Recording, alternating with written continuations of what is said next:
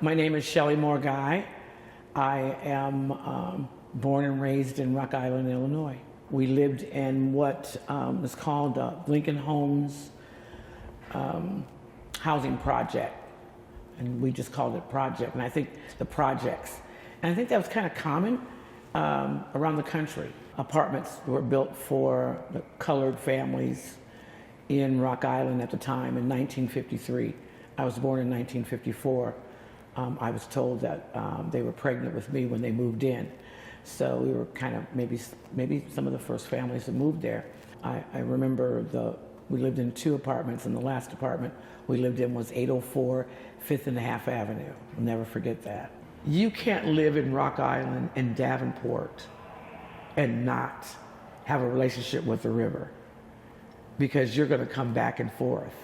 Now, I remember my uncles, my parents talking about how it would rain and how their basements and how the streets would be flooded when they were younger, when they were way before there was a flood wall. Even in my at the young age, I knew that there was a flood, and that meant water. We had to leave school, which was great, and that my older brothers and cousins and father and everybody that I knew who was older than me would go out and fill these sandbags. It was a major community effort to stop the flood.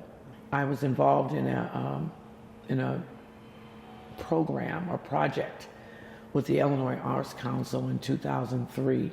And these are some of the things that they wanted to explore. Who are the artists in these small river towns around Illinois, in these towns, who are affected by, use the river as influence, to influence their work. And so I was a part of that as an artist, as a poet, and as a storyteller.